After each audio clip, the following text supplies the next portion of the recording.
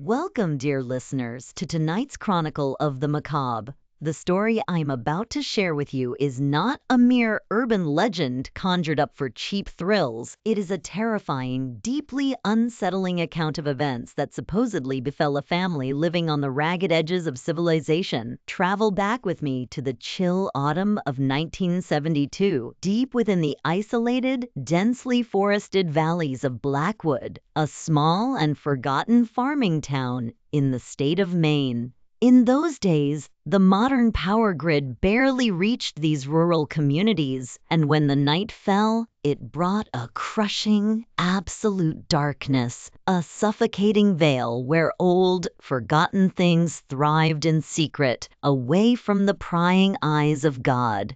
In that very darkness, an ordinary family was about to face an unspeakable nightmare that would tear their souls apart. Our story centers around the Miller family, industrious and God-fearing farmers who lived in a sprawling, weathered wooden homestead surrounded by vast, whispering cornfields and ancient, towering timbers. The household was headed by the stern patriarch, Arthur, and his deeply devout wife, Martha. Together, they raised 6 children, 3 headstrong sons, and 3 beautiful daughters. The eldest son, Ethan, was a towering man of few words, hardened by his time in the military. He despised the grueling monotony of farm life, often drifting away to the neon lights of the distant city for months at a time before suddenly returning without warning. The younger sons, Caleb and Owen, worked the fields full-time alongside their father, their hands calloused by the soil. Then there were the daughters, who were the true heartbeat of the home. Clara, the sharp and protective eldest sister, Evelyn, the gentle and quiet middle child, and little Hazel, the youngest and most innocent of them all. Life in Blackwood followed a strict, punishing routine dictated by the seasons. Every morning at 4:30 a.m., amidst the biting autumn chill that frosted the window panes, the family would stir to life to tend to the livestock, chop firewood, and harvest the remaining crops before winter set in. It was a peaceful, orderly, albeit exhausting existence until one fateful Monday morning. Evelyn woke up shivering violently on her mattress, her pale skin burning to the touch with a sudden, unnatural fever. Yet this was no ordinary week. It was the week of final examination testing at the county high school, located miles away in the Maine township. Arthur, believing the sickness to be nothing more than a passing common cold, stubbornly insisted that she push through the illness. To miss these crucial exams meant repeating the entire academic semester, an expense the farm could ill afford. So, wrapped tightly in a heavy woolen coat, a frail Evelyn set off toward the distant highway alongside her sisters, Clara and Hazel. To reach the main asphalt road where the old yellow school bus picked up the rural children, there were only 2 routes available. The first was the long, winding dirt road used by local transport trucks. It was wide, safe, and open, but it took well over an hour on foot, a grueling trek for someone burning with a fever. The second option was the shortcut, a narrow, overgrown footpath cutting directly through the dense, suffocating heart of the Blackwood pines. It was an ancient secondary forest where the thick canopy completely blocked out the autumn sun, leaving the trail in a state of perpetual twilight, smelling faintly of damp earth and dampening moss. The siblings had walked this dark path countless times since childhood, so despite the oppressive atmosphere, none of them felt afraid. However, deep within those woods stood an omen. It was a massive, rotting white oak tree, a colossal specimen that had been growing since long before the town of Blackwood was even founded. Nestled tightly against its gnarled, twisting roots was a decrepit, abandoned wooden structure. The locals referred to it simply as a wayside shrine, which is a small, box-like holy sanctuary traditionally built by early settlers at crossroads or deep within dangerous territories. These structures were meant to house religious tokens or protective icons, serving as a safe space where travelers could stop to pray for safe passage, or conversely, as a spiritual boundary to appease the unseen forces of the wilderness. Over decades, this particular shrine had fallen into decay, covered in thick moss and rotting leaves. Nani, or once in a rare blue moon, and superstitious old farmer might leave a silver coin or a bundle of dried flowers at the shrine to pray for good weather, but generally the townspeople avoided it. No one truly remembered who built it or what primordial entity it was originally meant to satisfy. That evening, after finishing their exhausting examinations, the three sisters walked back home via the dark shortcut to beat the setting sun. By 5:00 p.m., the woods grew chillingly silent, as if the birds and insects had vanished entirely. The air turned stagnant and heavy, carrying a faint, repulsive odor of organic decay. Evelyn, flanked protectively by her sisters, stumbled slightly as her fever began to spike again, her breathing ragged. As they approached the long shadow cast by the ancient white oak, little Hazel suddenly froze in her tracks. Her face went pale as she tapped Clara's sleeve and whispered in a trembling voice, "Clara, look by the shrine. Someone is standing there." Clara stopped and focused her eyes through the shifting gloom of the forest. Sure enough, next to the rotting wooden structure, a tall, slender woman stood perfectly still, almost blending into the bark of the oak tree. Her appearance was jarringly out of place for the rugged woods of Maine. She wore a pristine, formal black dress that dragged heavily in the dirt, and her long, pitch-black hair cascaded loosely over her shoulders, moving slightly despite the lack of wind. But it was her face that made Clara's breath catch painfully in her throat. It was dead white, completely devoid of any blood or warmth, resembling wet parchment or the skin of a drowned corpse. Terrified by the stranger's eerie, silent presence, the sisters hurried past without uttering a single word, their eyes glued to the path ahead. Following the old superstitions whispered by their grandmother, they bowed their heads slightly out of respect to the shrine, hoping to avoid any misfortune. But curiosity overcame Clara, and as she glanced up for a brief second, her eyes locked directly with the woman in black. The stranger was smiling at them. It was a grotesque, impossible grin that stretched unnaturally wide across her dead face, almost from ear to ear, revealing too many teeth. Her unblinking eyes were wide with a manic, predatory glare, staring straight past Clara and locking onto Evelyn's fragile, feverish soul. A paralyzing, icy dread washed over the three girls. Overwhelmed by pure panic, they broke into a frantic run, their boots pounding against the dirt trail, never daring to look back until they finally burst through the tree line and reached the safety of their wooden porch. They collapsed indoors, gasping for air, believing they had successfully escaped the terrors of the woods. But they were wrong. The true horror had just crossed their threshold, and the nightmare was only beginning. As the setting sun of Tuesday dipped beneath the jagged canopy of the Blackwood pines, Ethan drove his battered pickup truck back into the farmstead, the tires crunching heavily on the frost-laden gravel. Beside him sat a withered old man named Marcus, a forgotten figure in the county who was whispered to be a master of the hidden arts. Marcus was a practitioner of folk medicine, but more importantly, he was well-versed in counter-witchcraft, which is a traditional, semi-religious practice of using specific physical mediums, herbal compounds, and specialized warding methods to neutralize hexes or spiritual entities that targeted a person's life force. Marcus's face remained etched in grim contemplation as Ethan guided him up the creaking wooden steps of the porch and into the dark, heavy silence of the living room where Arthur and Martha sat in near paralysis. Without greeting the terrified parents, Marcus walked directly into the girls' bedroom, his heavy boots waking the dust on the floorboards. Evelyn lay there, her eyes half open but completely unfocused, staring at the blank ceiling while a cold, putrid odor, reminiscent of wet earth and ancient rot, seemed to emanate from her pale skin. Marcus bent down, his long, scarred fingers lightly touching Evelyn's burning wrist. The moment his calloused skin met hers, a visceral shock seemed to pass through the girl's body. Her back arched off the mattress violently, and a sharp, metallic gasp escaped her parched lips.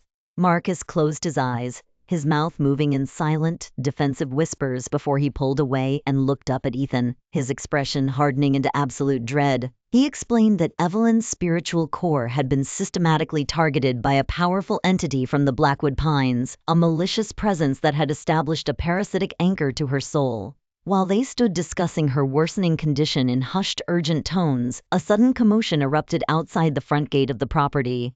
A local merchant caravan, driving wagons of seasonal harvested corn, had pulled up alongside the fence to discuss business with Arthur. The weary father walked out to meet them, completely unaware that a sinister presence had slipped past the border of the farm under the cover of the arriving crowd. Walking among the workers was a bizarre, decrepit old woman known to the outer fringes of the township as Mother Abigail. In the local folklore of the valley, Abigail was rumored to be a vessel for low-level necromancy, often described as a hexmonger, a term used to define individuals who deliberately study corrupted spiritual rituals to cast spells of misfortune, disease, or possession upon others, usually out of deep-seated malice or long-standing vendettas. Abigail moved with a slow, unnatural gait, her tattered black shawl dragging against the dirt. She stopped at the edge of the porch, her hollow, milky white eyes staring directly through the open window of the bedroom where Evelyn lay. The moment Abigail's gaze locked onto the room, Evelyn suddenly sprang upright on her bed, her vacant eyes wide with terror, and unleashed a piercing, blood-curdling shriek that echoed across the entire valley. Hearing the horrifying scream, Marcus and Ethan erupted from the house, bolting onto the porch. Marcus immediately recognized the old woman's malicious intent and stepped forward to block her path, his voice echoing with authority as he demanded that she leave the Miller property at once. Abigail did not say a word. Instead, she slowly raised her wrinkled face, revealing a grotesque, ear-to-ear grin that mimicked the entity from the woods, before turning around and vanishing back into the shadows of the road as if nothing had happened. Inside the house, a heavy, suffocating dread settled into every corner, for the family now realized that the barrier of their home was no longer safe, and the unseen predators of the forest had officially laid siege to their sanctuary. The echoes of Evelyn's horrifying shriek still hung heavily in the chilling autumn air as the silhouette of Mother Abigail dissolved into the thick twilight of the road. Inside the Miller homestead, the temporary relief vanished, replaced by a suffocating atmospheric dread that seemed to seep directly out of the wooden floorboards. Marcus did not waste a moment. He ordered Caleb and Owen to fetch a heavy iron cauldron from the barn and fill it with freshly drawn well water, while he reached deep into his tattered leather satchel to retrieve a bundle of dried white sage and crushed rowan berries. In the traditional esoteric practices of the northeastern valleys, this combination was known as a spiritual purgative, a localized term defining a highly volatile herbal mixture burned over open flames to generate an unpleasant, dense smoke that systematically chokes out spiritual parasites and disrupts malevolent psychic links. As the iron pot began to simmer over the hearth, Marcus meticulously drew a thick line of crushed sea salt along the inner thresholds of the doors, creating what folk healers called a salt word, an ancient defensive barrier believed to act as a metaphysical wall that prevents wandering entities or projected curses from physically crossing into a domestic sanctuary. Meanwhile, Evelyn had collapsed back onto her damp mattress, her breathing coming in rhythmic, mechanical gasps that shook her fragile frame. Her skin had taken on a grayish, translucent tint, and the unnatural heat radiating from her body was so intense it warped the very air around her head. Clara sat beside her, tears silently streaming down her face, clutching her sister's hand only to find it frozen solid despite the roaring fever. Suddenly, without warning, the room grew dead silent as the insects outside stopped chirping altogether, and a low, resonant vibration began to rattle the window panes. It was that same guttural, rhythmic cadence shifting through the dark, the auditory manifestation of the sinister incantation. The sound did not come from a distance this time. It felt as though it was echoing from beneath the floorboards, a heavy, suffocating weight that pressed down upon the chests of everyone present. Evelyn's eyes snapped open, but they were entirely devoid of white, filled instead with an absolute, terrifying darkness as her jaw unhinged to an impossible angle, her lips silently moving in perfect sync with the invisible speaker outside. Arthur, unable to endure the psychological torture threatening to shatter his family, gripped his double-barrel shotgun with white-knuckled fury and marched out onto the second-story balcony. He swept the beam of his heavy metal flashlight across the edge of the dark cornfields, the yellow light cutting through the creeping fog until it locked onto a horrifying sight. Standing perfectly still beneath the shadow of a weeping willow was the tall, skeletal figure of the woman in black, her face completely exposed under the moonlight, displaying that same grotesque ear-to-ear grin. She was staring straight up at him, her throat violently contracting as she projected the terrifying mantra directly into the architecture of the house. With a roar of pure desperation, Arthur brought the shotgun to his shoulder and pulled the trigger, the explosive blast shattering the midnight silence and sending a cloud of buckshot tearing through the willow branches. Yet as the smoke cleared, the figure had vanished, leaving behind only the mocking echo of the wind and a sudden, violent banging against the back door of the kitchen. The explosive blast of the shotgun did nothing to dissolve the terrifying sound, as the rhythmic, guttural chant continued to pulse through the very foundation of the home. Inside the kitchen, the violent banging against the back door grew so intense that the old iron bolt began to warp, threatening to snap under an impossible, unnatural pressure. Arthur rushed inside from the balcony, his boots slamming against the floorboards, followed closely by Caleb and Owen, who held rusted farm hatchets in their hands. As the wooden door creaked and groaned, the frantic scratching abruptly ceased, replaced by a suffocating, dead silence that caused the hair on their arms to stand upright. Suddenly, the low oil lamp in the center of the kitchen sputtered and died, plunging the room into darkness, save for the faint moonlight bleeding through the windows. From the dark corner near the pantry, a faint, metallic clicking sound began to echo, accompanied by the distinctive, sickening aroma of coagulated blood and stagnant water. A stench the family recognized as an astral miasma, a specialized occult term used to describe the physical manifestation of concentrated spiritual corruption and decaying psychic remnants left behind by a malicious apparition. Before Caleb could strike a match to restore the light, the silence was shattered by a soft, wet stepping sound moving across the kitchen tiles, heading directly toward the hallway that led to the girls' bedroom. Marcus, still standing by the hearth, raised his wooden staff and slammed it against the floor, screaming an ancient binding verse as a sudden wave of freezing air swept through the corridor, forcing the invisible intruder to halt. In the dim room, Evelyn's body reacted violently to the confrontation. She sat up rigid on her bed, her jaw unhinging even further as a thick, black fluid began to slowly leak from the corners of her eyes and her nostrils, staining the sheets beneath her. Her hands shot out, gripping the wooden posts of the bed with a strength so immense that the solid pine began to splinter under her fingernails. When Clara tried to approach her with a wet cloth, Evelyn's head snapped toward her with a sickening mechanical click, her voice shifting into a multi-layered chaotic chorus that sounded like dozens of whispering voices overlapping at once, hissing, "You cannot lock the doors." We are already inside the wood.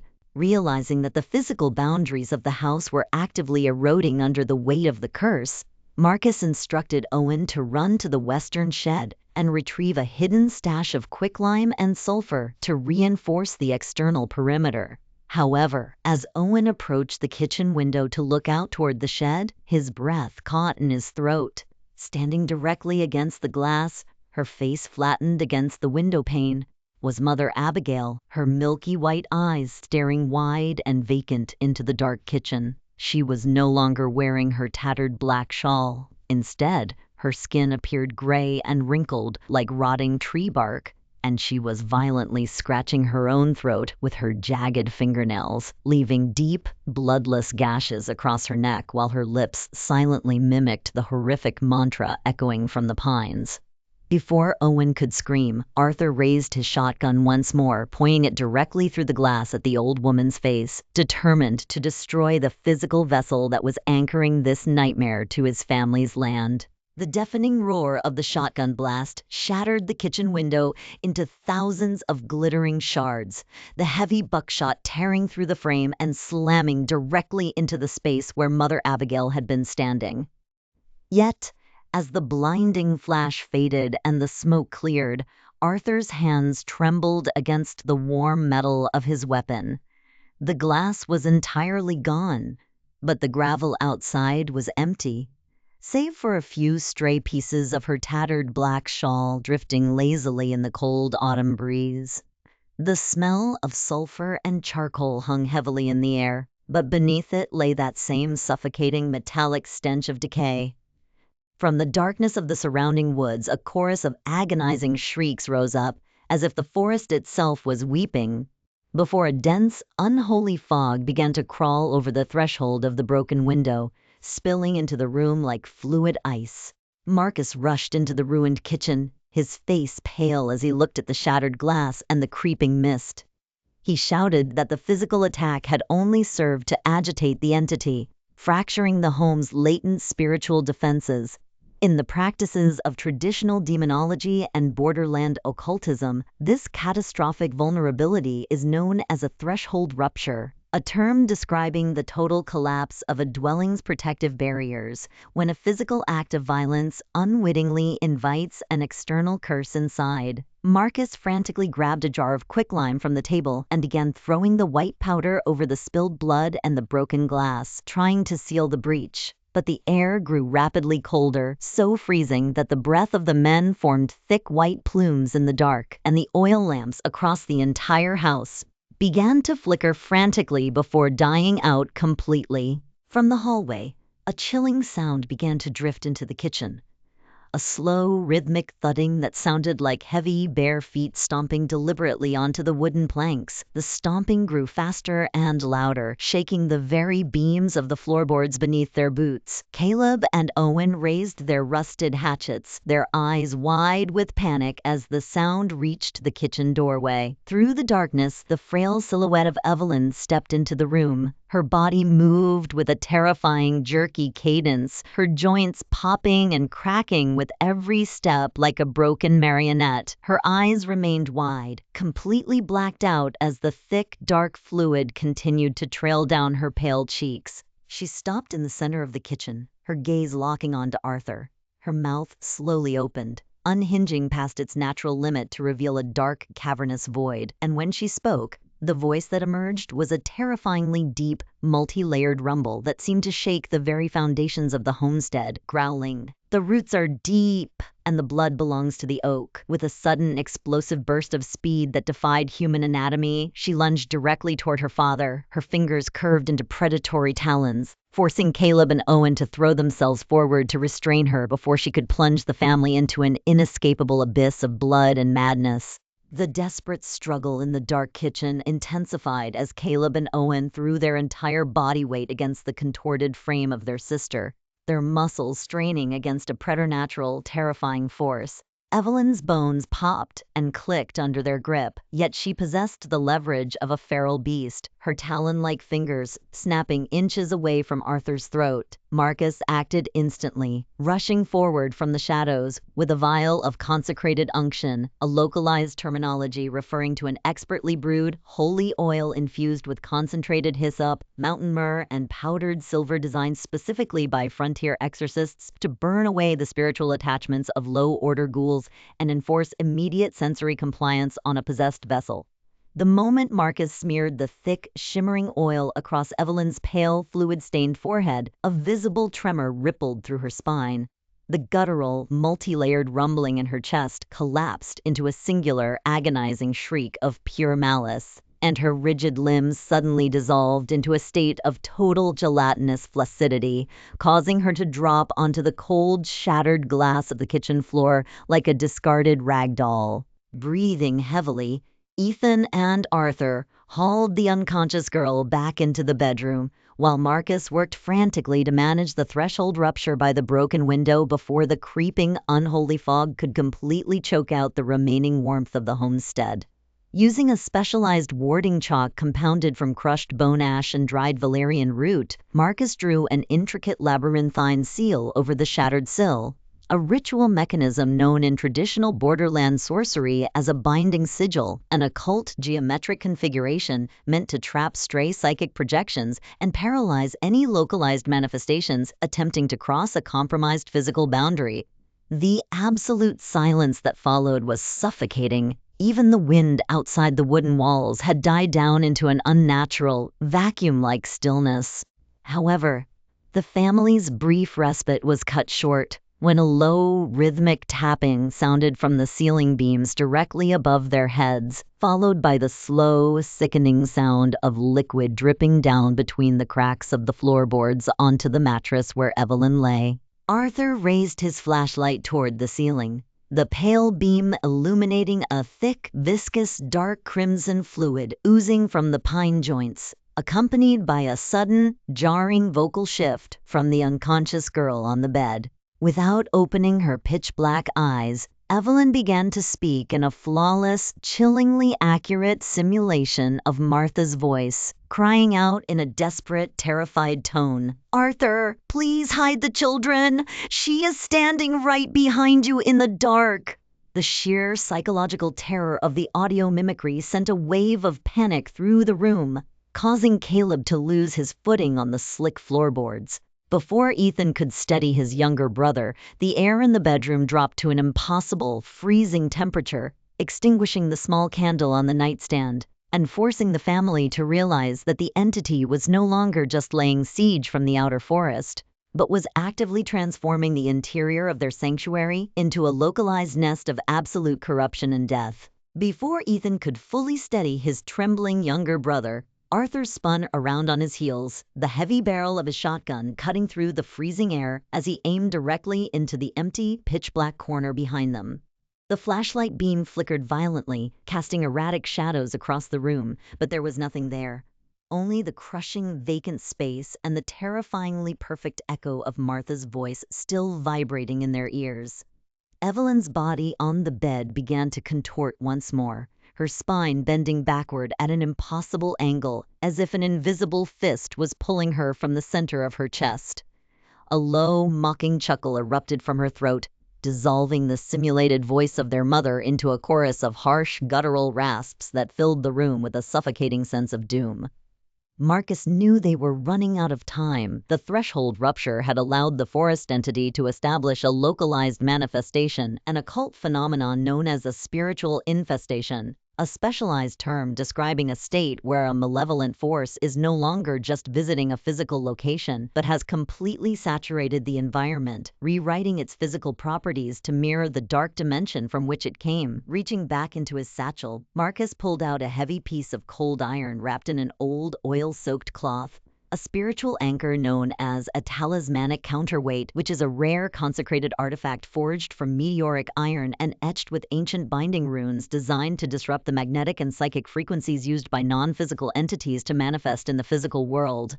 He slammed the iron piece onto the floorboards right at the foot of Evelyn's bed, shouting a command in a dead language that echoed like thunder in the cramped room. Instantly, the oppressive, freezing air seemed to snap. The phantom dripping from the ceiling ceased, and Evelyn fell back onto the mattress with a heavy, breathless thud. Out in the hallway, the heavy footsteps abruptly retreated, dragging away into the kitchen before a distant, chilling sound of glass shattering announced that the entity had temporarily withdrawn back into the freezing fog of the cornfields. The family stood in the dark, their chests heaving, knowing that this was merely a temporary retreat. The entity was probing their defenses, searching for a single crack in their collective will, and as the first pale light of Wednesday morning began to bleed through the frosted window panes, they realized the true nightmare was far from over. The metallic click of Arthur resetting the breech of his shotgun did nothing to settle the rising tide of adrenaline inside the room. Beyond the frosted glass of the bedroom windows, the absolute darkness of the Blackwood Valley seemed to lean closer, pressing against the ancient pine walls of the house. Marcus didn't hesitate. He instructed Caleb and Owen to unroll several yards of thick flaxen cord that had been boiling in a local concoction known as a brine infusion, an esoteric formula combining heavy well water, unrefined rock salt, and crushed hawthorn leaves utilized by coastal practitioners to enforce an aggressive warding grid across physical rooms. As the brothers frantically secured the wet cord from one wall stud to another, a sudden dropping of the room's atmospheric pressure became undeniable. The low flame of the oil lamp began to curdle, changing its natural amber glow to a sickly, chemical blue, casting distorted shadows that seemed to crawl independently along the ceiling board. Beside them, on the mattress, Evelyn's hands began to twitch with erratic, rhythmic spasms, her fingers flexing like claws as her breathing dissolved back into that mechanical, multi-layered rasp that completely erased any remaining warmth of her true identity. Suddenly, a heavy, wet thump sounded from the porch roof directly above their heads, followed by a slow, dragging noise that moved deliberately toward the brick chimney column. From the darkness outside the western wall, a voice cut through the whistling wind, a voice that perfectly simulated Clara, who was sitting right beside her sister, weeping as she held a damp rag to Evelyn's forehead. The external voice was soft, clear, and dripping with an agonizing, desperate panic, crying, "Dad, please, open the back door. The old woman from the road is trying to pull me into the ditch." Little Hazel choked on her own breath, her hand flying to her mouth to suppress a shriek as her eyes darted between the real Clara beside her and the wall where the audio projection originated. Marcus brought his staff down against the wood with a deafening crack, roaring an ancient binding verse that caused the blue-tinged lamp to flare with gray smoke, effectively neutralizing the auditory mimicry. But before Arthur could offer a single word of reassurance to his trembling children, a much larger vibration shook the homestead. The front doors downstairs began to warp as a relentless, rhythmic pounding echoed through the floorboards, accompanied by the high-pitched, manic screeching of a black cat, the traditional, localized omen of a physical entity finalizing its spiritual infestation, an advanced state of occult corruption where a non-physical parasite has successfully compromised a domestic territory and begins rewriting its physical environment to mimic the absolute void from which it crawled. Evelyn's eyes snapped wide, the iris and sclera completely devoured by a solid, glossy blackness as her head tilted backward at an impossible angle, her lips moving in flawless, silent synchronization with the frantic scratching vibrating against the external walls, signaling to the terrified family that the unseen predators of the forest were no longer just testing the perimeter, but were actively preparing to tear down the remaining boundaries of their reality. The horrifying visual shift at the roof ventilation slits left Caleb paralyzed at the bedside, his fingers locking tightly around the defensive canvas charm. Above the window frames, the absolute stillness of the Blackwood Valley began to fracture as the unholy, multi-layered chanting outside intensified, pressing hard against the home's reinforced physical boundaries. Marcus did not break his posture. He remained sitting in deep meditation, his eyes closed as he focused his internal life force to sustain the defensive grid. However, the psychological warfare was changing into something much more visceral. A fresh sound erupted from the dark, gravelly driveway below, the unmistakable, agonizing screams of a grown man being brutally torn apart by wolves. The voice was deep, commanding, and instantly recognizable. It was the voice of Ethan, the eldest Miller son who had gone to the city. The simulated cries of their child screaming for his father to unlock the back kitchen door sent Martha into a frenzy of pure panic. She sobbed uncontrollably, throwing her body weight toward the bedroom threshold, completely convinced that her eldest boy was dying on their doorstep. Arthur, though his own heart seized with a father's protective desperation, wrestled his wife back down onto the floorboards with iron strength. He knew the strict rules of counter-witchcraft. The moment any member of the family acknowledged or verbally validated the phantom audio, it would grant the outside entity an immediate metaphysical passport, a technical occult phrase defining an absolute breach, where a spiritual intruder is granted legalistic right to fully possess a domicile because the residents subconsciously invited it inside. To break the terrifying simulation, Marcus suddenly stood up, grabbed his copper chalice of blessed water, and cast a wide arc of the fluid directly toward the ceiling slits, where the pale caricature of Ethan's face was leering down. The instant the holy water hit the wood, a sickening, non-human shriek, like a wild animal being scorched by boiling oil, vibrated through the rafters. The skeletal shadow above the window vanished, followed by a heavy, wet thump as something massive dropped from the roof onto the dark gravel below. Evelyn's body on the bed convulsed violently one last time before falling completely still, her fever remaining dangerously high but her breathing slowing into a rhythmic, fragile pattern. The family sat tightly compressed together in the blue twilight of the dying lamp, their eyes staring into the dark corners of the room, realizing with absolute certainty that as the long, breathless Wednesday night progressed toward dawn, their remaining willpower was the only wall keeping the predators of the forest from devouring their flesh. The first rays of dawn on Wednesday morning offered no comfort to the exhausted souls inside the Miller homestead, merely illuminating the physical toll the siege had taken on the household. The blue oil flame finally sputtered out, leaving behind a cold, gray daylight that filtered through the cracked kitchen windows. Silas slowly rose from his cross-legged position on the floor, his joints popping loudly in the silent house as he wiped the cold sweat from his forehead. Evelyn had finally fallen into a deep sleep, but her transformation was horrifying. Her skin was tightly drawn over her cheekbones, her lips were chapped and stained with dry, dark fluid, and her breathing was dangerously thin. Silas approached Arthur, his voice lowered to a harsh whisper, warning that Evelyn was experiencing a vital drain, an advanced metaphysical state of decomposition where a parasitic entity systematically siphons the life force and spiritual cellular energy from a human host to fuel its own physical manifestation. If this process was allowed to continue for another 48 hours, her physical heart would collapse, trapping her soul eternally within the Blackwood pines. Silas declared that defensive measures were no longer sufficient. They had to prepare for a spiritual retaliation, an offensive occult maneuver designed to strike back at the curse's origin by severing the entity's umbilical tie to the land.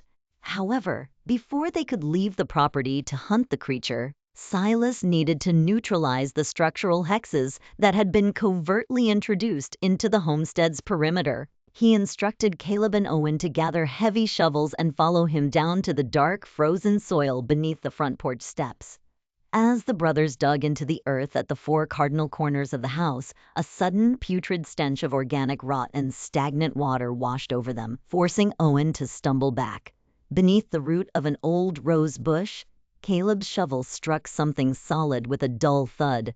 Groping through the freezing mud, Caleb pulled out a terrifying artifact, a cursed poppet, a traditional witchcraft medium consisting of a crude doll sewn from decaying canvas, stuffed with dried cemetery dirt, and wrapped tightly with long strands of human hair to bind a victim's biology directly to a specific localized hex. The memento the doll was exposed to the daylight, Evelyn, who was asleep upstairs, unleashed a piercing, agonizing shriek that shook the dust from the ceiling rafters. Silas did not hesitate. He grabbed the canvas doll, poured an entire flask of kerosene over it, and struck a match. The poppet caught fire instantly, but instead of standard orange flames, it burned with a brilliant, unnatural emerald green fire that hissed and whistled like a dying viper, casting sickening shadows across the yard as the modern family realized that the roots of this ancient malice were far deeper and more calculated than they had ever imagined. The emerald green ash of the cursed poppet had barely settled onto the frozen mud before a sudden, violent reaction shook the entire structure of the Miller homestead. Upstairs, Evelyn did not just scream. Her body entered a state of violent physical rejection as the burning of the canvas doll severed the primary tether holding the hex together. Inside the bedroom, Martha and Clara watched in horror as Evelyn's body rolled off the mattress, hitting the floorboards with a sickening thud, her limbs flailing wildly like a wild animal caught in an iron trap. Dark, foul-smelling fluid began to pour out of her mouth, mixed with half-digested remnants of raw meat that she had somehow consumed during her midnight wanderings. Arthur and Ethan ran up the stairs, their boots slamming against the wood, and together with Silas, they managed to pin the thrashing girl down against the floorboards. Silas placed his hand over Evelyn's racing heart, his face pale and dripping with sweat under the gray morning light. He turned to Arthur, his voice trembling with an urgency they had never heard before, declaring that the entity had entered a stage of metabolic consumption, which is a rare and highly dangerous phenomenon in advanced demonic infestations where a parasitic spirit, having lost its remote anchoring medium, begins to rapidly burn through the physical fat, organs, and muscle tissues of the human host as a desperate emergency fuel source to maintain its presence in the physical realm. Silas warned that if they did not get Evelyn to a proper containment area or a localized place of high-order cleansing within the next few hours, her physical body would literally waste away from the inside out, leaving her nothing more than a hollowed-out corpse. Realizing that the homestead had become a death trap, Arthur made the heavy decision to evacuate the family. He ordered Caleb and Owen to prep the old farm truck, but when the brothers stepped out onto the porch, they found the vehicle's front windshield completely shattered, with massive, jagged stones resting on the dashboard. It was the entity's doing, an act of strategic isolation designed to prevent the vessel from leaving the territory.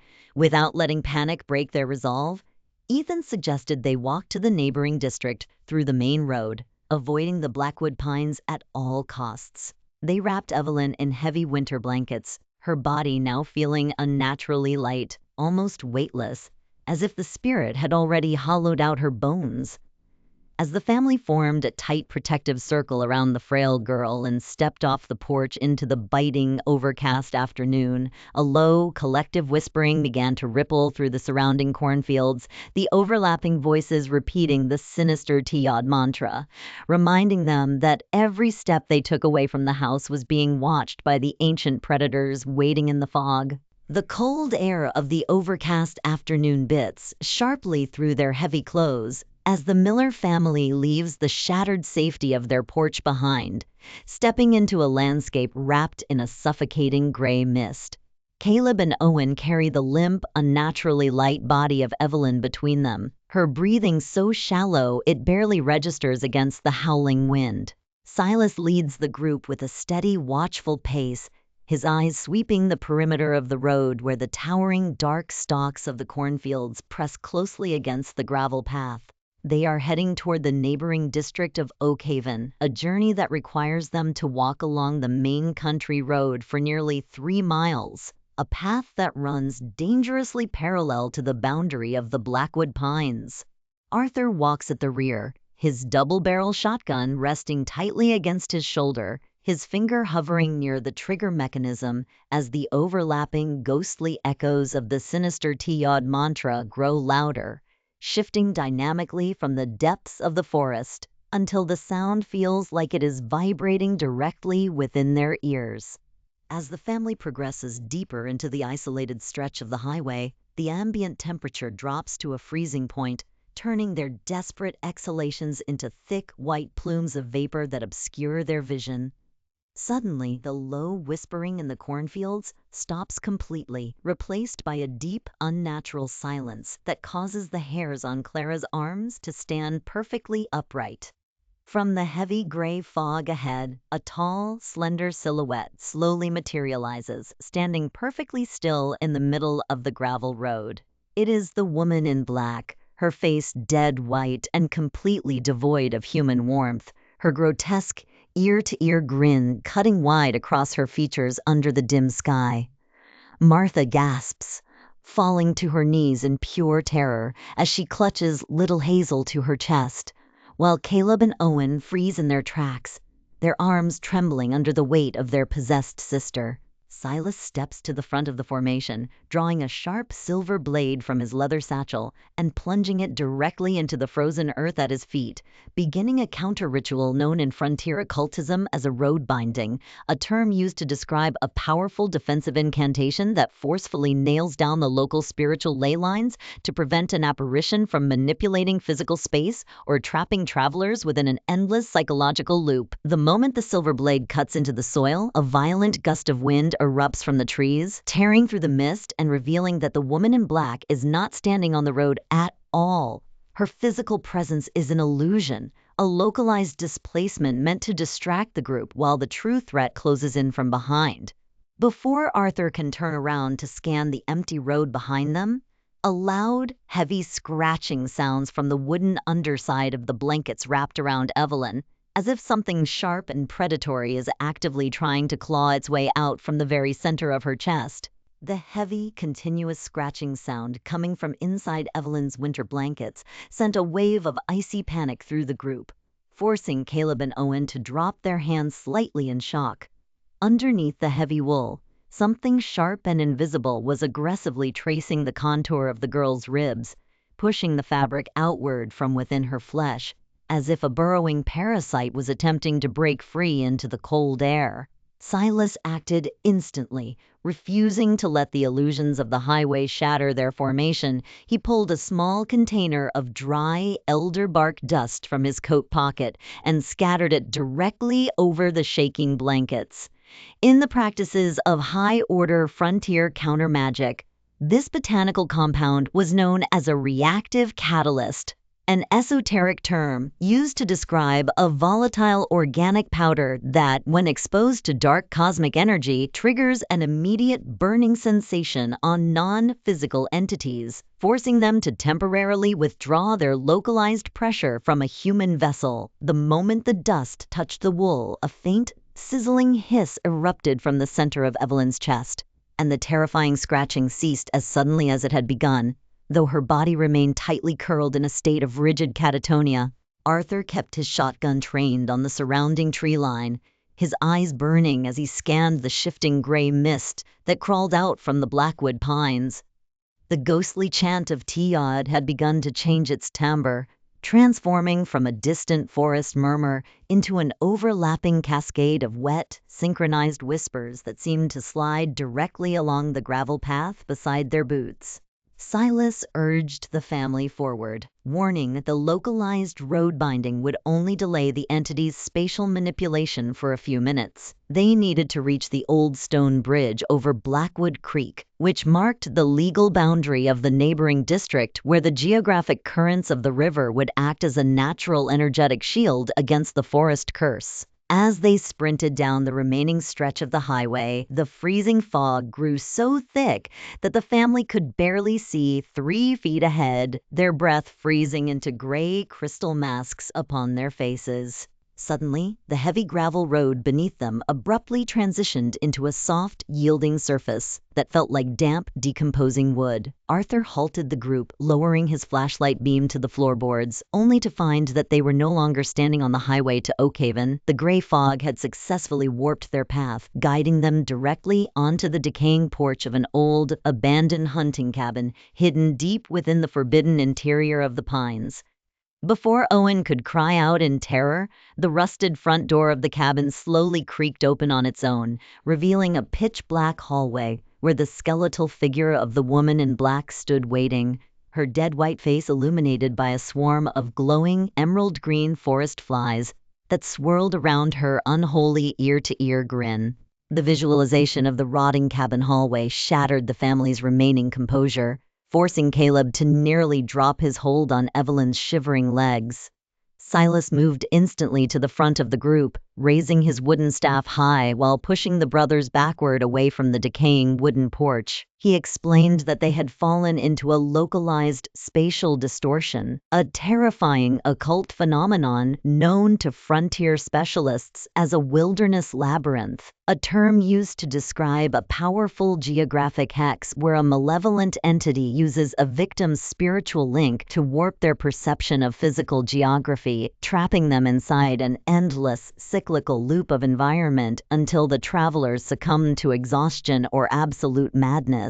Silas instructed Arthur to fire a blank load from his weapon directly into the dark canopy above their heads, to violently disrupt the psychic field with sudden kinetic noise. The explosive blast reverberated through the dense pines, and like cold water clearing away an illusion, the image of the abandoned cabin melted away back into the freezing gray fog of the country road, revealing that they were still standing just a quarter-mile away from the stone bridge of Blackwood Creek. They broke into a frantic run, their boots pounding hard against the gravel path as the overlapping whispers of the sinister T-Yod mantra began to shift, changing from an external forest chant into an internal, thumping pressure inside their ears. As they finally crossed the iron arch of the old stone bridge, the heavy temperature rose slightly and the dense fog abruptly rolled back as if blocked by an invisible wall, proving that the energetic currents of the flowing river had successfully broken the entity's physical chase. By 8:00 p.m., the exhausted family finally reached the rural district clinic of Oakhaven, carrying the limp, hollowed-out girl inside the warm, sterile white halls of the facility. The modern medical staff rushed to place Evelyn on a clean mattress, immediately inserting intravenous lines to stabilize her dangerously low vital signs, completely believing the condition to be a severe case of internal viral septicemia. Arthur and Ethan collapsed onto the hallway chairs, their trembling hands finally letting go of their defensive weapons under the fluorescent lighting. For the first time in 3 days, the oppressive spiritual atmosphere had vanished, and the continuous chattering of Evelyn's teeth had slowed into a peaceful, regular breathing pattern. Arthur let out a long, ragged sigh, whispering to Martha that their child was finally safe in the hands of science, far away from the old terrors of the Blackwood Pines. But as the clock struck midnight and the clinic fell into a silent winter twilight, a lone black cat walked slowly out from the tree line across the street, stopping directly beneath the window of Evelyn's room, its yellow eyes reflecting a faint emerald green light as the true siege prepared to shift from the dark wilderness into the very heart of the town. The steady hum of the medical equipment in the Oakhaven District Clinic offered a fragile illusion of safety as the clock ticked past 1:00 a.m. on Thursday morning. Evelyn lay motionless beneath the white sheets, a clear intravenous fluid dripping slowly into her bruised arm, but the deep lines of pain etched onto her young face remained completely unchanged. Martha sat huddled by the bedside, her fingers desperately running through her daughter's cold hair, while Arthur stood near the heavy glass window, staring out into the dark, empty street of the township. The temporary peace they had felt upon crossing the river began to curdle as the atmospheric temperature inside the small medical room took a sudden, unnatural plunge, turning their exhausted breaths into pale plumes of vapor under the harsh fluorescent lights. Suddenly, the mechanical heart monitor connected to Evelyn's chest began to glitch, its regular electronic beeping dissolving into a chaotic, rapid rhythm that sounded chillingly like the guttural, multi-layered cadence of the T-Yod mantra they had fled from in the woods. Evelyn's eyelids began to twitch violently, and without warning, she sat bolt upright on the mattress, her jaw unhinging to an impossible degree as she unleashed a harsh, dry laugh that filled the room with a suffocating sense of doom. Silas sprang from his chair, immediately pulling a heavy leather pouch of dried elderberries and crushed sulfur from his coat, throwing the compound across the foot of the bed to contain what borderland spiritualists termed a residual surge, an occult occurrence where a parasitic entity, though physically blocked by a running geographic water boundary, uses the pre-existing psychic decay and spiritual damage inside a host's body to briefly remanifest its consciousness across long distances. The moment the protective powder settled on the sheets, Evelyn's blacked-out eyes snapped open, locking directly onto Martha with a terrifying predatory glare. Her mouth stretched into that impossible ear-to-ear grin, and when she spoke, her voice was no longer human, but a low, multi-layered rasp that sounded like dry leaves scraping against a tombstone, hissing, "You think the walls of the White House can keep me out? The blood has already been tasted, and the roots are growing inside her belly."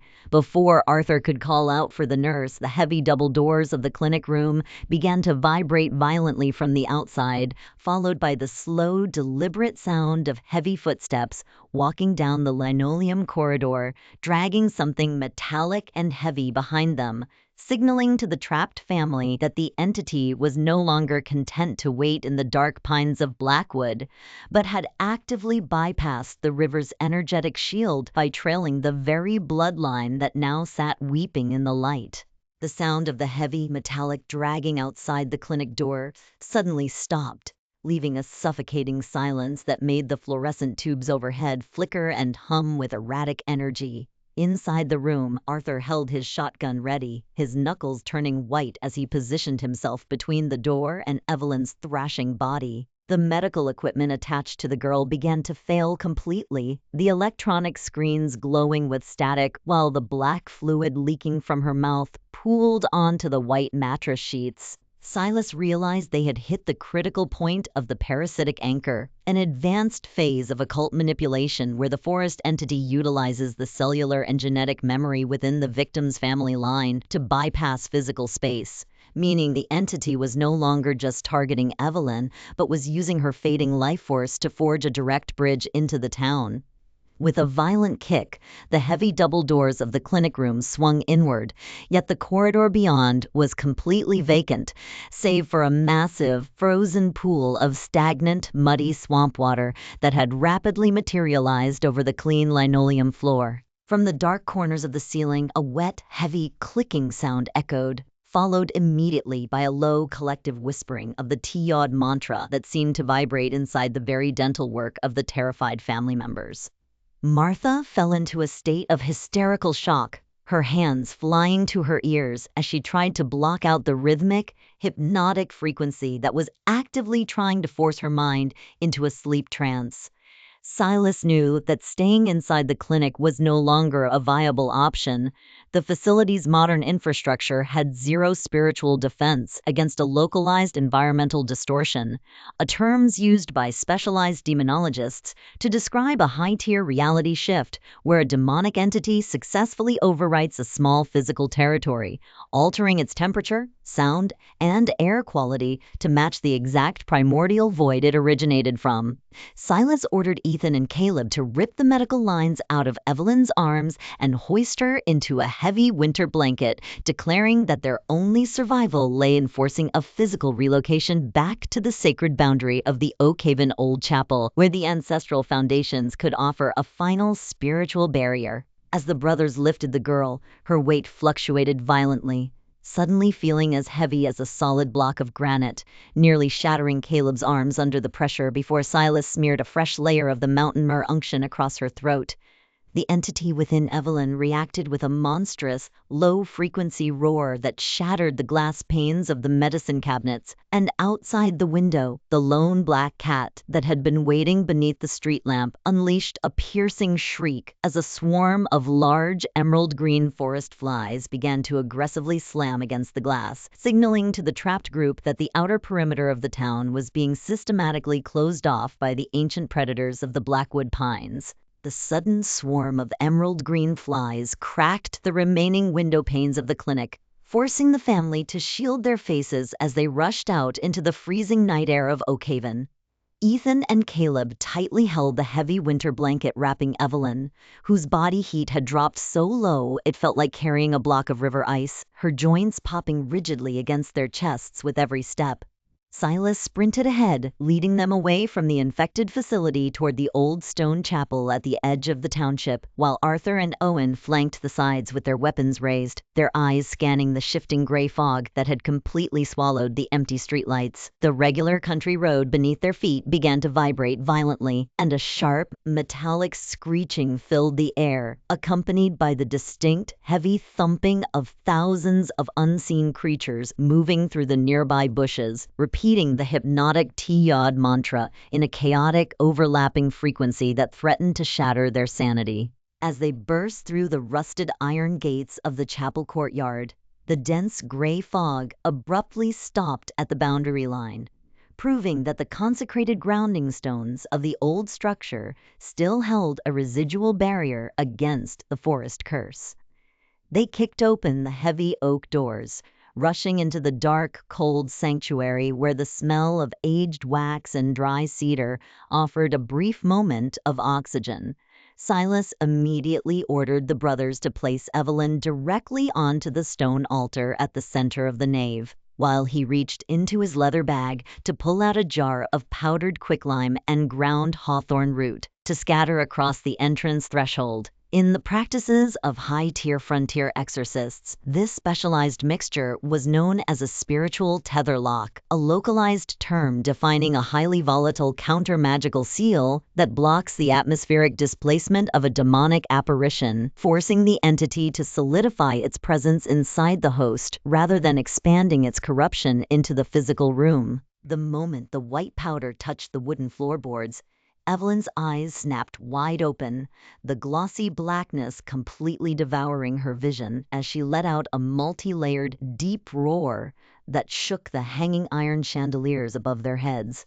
Her spine arched off the stone altar at an impossible 90-degree angle, her fingers clawing frantically at the air as if trying to rip an invisible veil apart. Suddenly, the voice of Mother Abigail erupted from the girl's throat, sharp and mocking, screaming, "The old house has fallen, and the white walls are broken. You cannot hide behind dead stones when the roots are already feeding on her blood." Before Ethan could step forward to steady his sister's shifting weight, a loud, thunderous crash echoed from the roof beams directly above the altar, and a large, jagged piece of dark timber came tearing down through the ceiling, slamming into the stone floor just inches away from where Silas stood, signaling to the terrified family that the ancient entity of the Blackwood Pines was actively tearing the very architecture of the sanctuary down to reclaim its vessel. The thunderous crash of the falling timber sent a cloud of ancient dust exploding through the chapel's nave, nearly blinding Ethan as he threw his shoulder against the stone altar to shield Evelyn's shifting body. Silas scrambled backward, his boots kicking through the gray quicklime barrier as he barely evaded the jagged wood that now stood embedded like a spear in the sanctuary floor. The high chandeliers continued to swing violently, casting frantic, elongated shadows across the stained glass windows as the atmospheric pressure inside the stone walls plummeted into an absolute, suffocating vacuum. Arthur leveled his shotgun toward the dark hole in the ceiling, his hands wet with sweat as a low, freezing wind began to whistle down through the broken rafters, carrying with it a concentrated stench of active necrotic decay, a foul odor known to borderland occultists as a phantom blight, a specialized terminology describing the physical crystallization of an entity's corruption when it aggressively forces its home environment to manifest directly inside a sacred or protected area. Evelyn's arched spine suddenly snapped back onto the stone surface with a dull crack, her hands locking around her own throat as her fingers clawed violently into her skin, leaving deep, bloodless trenches along her neck. The multi-layered voices of Mother Abigail and the forest apparition clashed inside her chest, creating a deafening hum that caused little Hazel to fall into a state of semi-conscious paralysis, her eyes wide with terror as her ears began to bleed from the high-frequency auditory attack.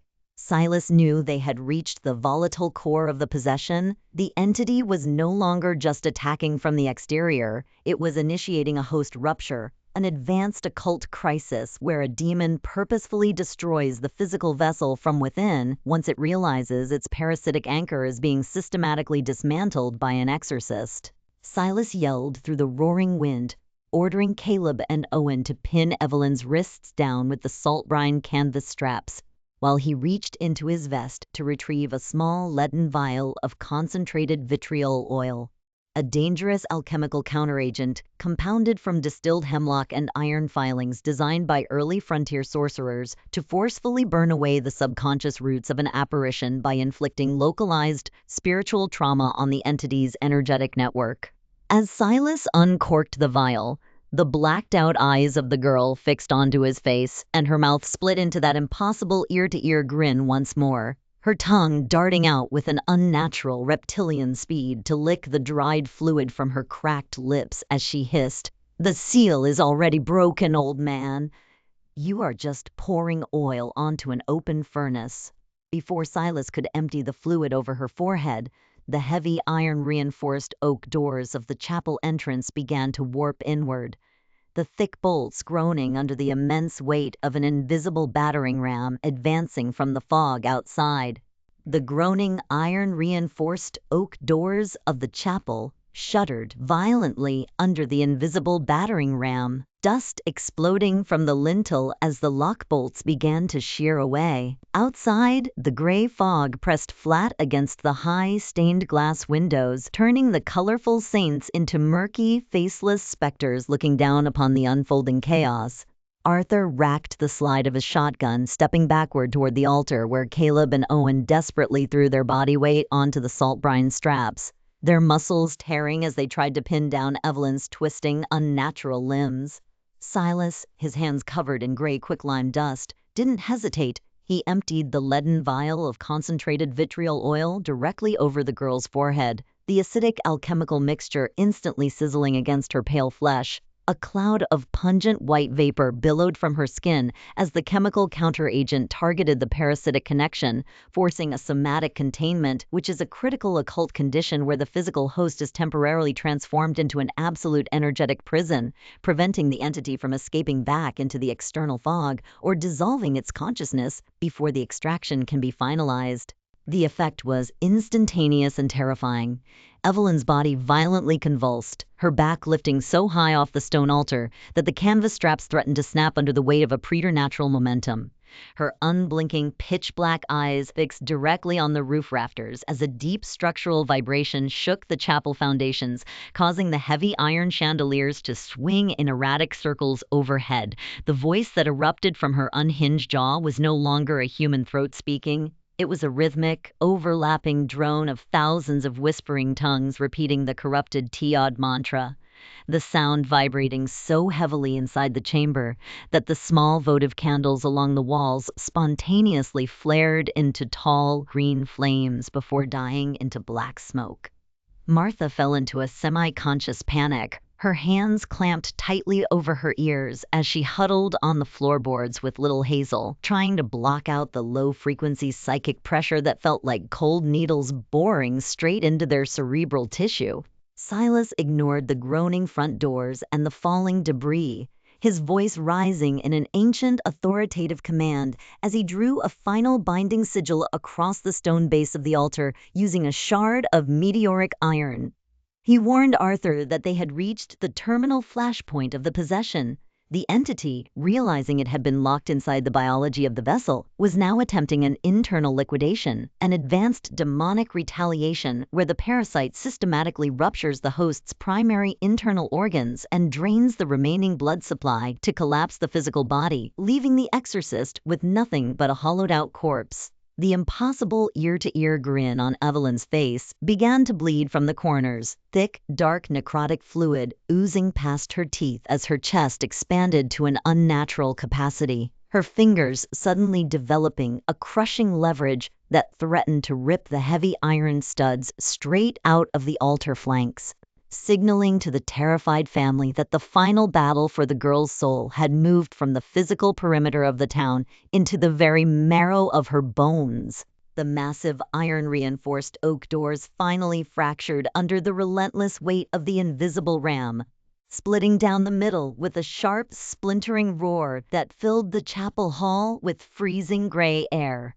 The dense fog from the blackwood pines rushed inward like an atmospheric tide, swallowing the back pews and plunging the nave into near-total darkness, save for the sickly green flames still flickering weakly on the side altars. Arthur fired a desperate blast from his shotgun directly into the advancing wall of mist, the heavy lead buckshot whistling through the dark but striking nothing but empty space as the synchronized, deafening drone of the T-Yod incantation reached a crushing crescendo. On the altar, Evelyn's physical vessel began to show signs of structural tissue failure, her ribs expanding outward against the canvas straps until the bone joints popped loudly beneath the fabric. Silas recognized this terrifying transition as an astral collapse, an advanced stage of spiritual possession where an ancient parasitic entity, having consumed the biological vitality of the human host, begins to forcefully unbind the target's true soul matrix from their physical anatomy, turning the remaining flesh into an absolute, hollowed-out husk that serves as a permanent earthly gate for the entity's dimension. Knowing that their remaining time frame was measured in mere seconds, Silas threw away his wooden staff and slammed his bare, oil-smeared palms directly against Evelyn's bleeding temples, beginning a highly dangerous counter-ritual known to early frontier occultists as an absolute soul retrieval, a terminal, multi-layered defensive spell that forces the user to project their own mental life force directly into the host's compromised subconscious network to forcefully locate and pull the victim's true identity back to the physical surface before the cord breaks eternally. The moment Silas closed his eyes to initiate the mental link, a violent shockwave rippled through the nave, throwing Ethan and Caleb backward against the stone steps, while a thick, foul-smelling dark fluid erupted from Evelyn's mouth, pooling onto the altar base. Inside the dark network of the curse, Silas found himself standing beneath the shadow of the colossal, rotting white oak tree within the forbidden pine forest, where the true consciousness of the young girl was bound tightly by ancient black roots next to the shattered wooden shrine. Standing right before them was the tall, skeletal form of the woman in black, her face dead white and her impossible ear-to-ear grin stretching wide as she prepared to finalize the consumption. Silas roared an ancient binding command, driving his shard of meteoric iron directly into the main root system of the phantom white oak, causing the illusionary forest to shake violently as the alchemical vitriol oil on the physical altar outside began to ignite with a bright blue fire, signaling the family that the spiritual barrier binding their child's soul had finally been targeted at its very source. The brilliant blue fire consuming the vitriol oil exploded across the stone altar, its unnatural heat instantly vaporizing the black puddle on the floor and breaking the entity's spiritual hold inside the astral network.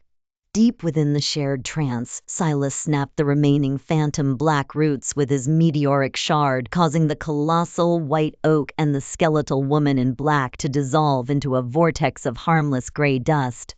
With a sharp, sudden intake of air, Silas slammed back into his physical body, his eyes opening as the suffocating wind inside the chapel nave died down into an absolute ringing silence.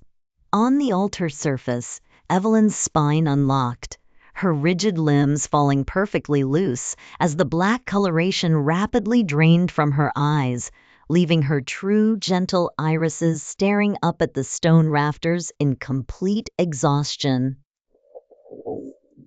The multi-layered voices had vanished entirely, replaced by a soft, trembling whisper as she reached out a weak hand toward her mother, crying, "Mom, my stomach doesn't hurt anymore." Martha and Clara rushed forward, weeping tears of pure relief as they wrapped the girl in dry, warm blankets, noting that her skin had finally returned to its natural, healthy color. Outside the broken iron gates, the dense gray fog of the Blackwood pines began to rapidly retreat, rolling back into the deep valleys as the first real rays of Friday morning sun broke through the frosted stained glass, illuminating the ruins of the sanctuary. Silas weakly stood up, leaning against his wooden staff as he informed Arthur that the somatic containment had achieved total spiritual severing, an absolute occult term used to describe the permanent eradication of a demonic link. bank, ensuring that the parasitic entity can never use the victim's biological or ancestral bloodline to anchor itself to the physical world again. The long, terrifying siege that had pushed the Miller family to the absolute brink of madness was finally over, their unity and sheer will to survive serving as an unbreakable wall against the ancient predators of the forest. Weeks later, the family returned to their regular farm routine under the clear autumn sky. But the landscape of Blackwood had changed forever. Ethan had personally used a team of horses to drag the rotting remains of the wayside shrine out of the pines, reducing the wood to ash before scattering salt over the dead soil beneath the white oak.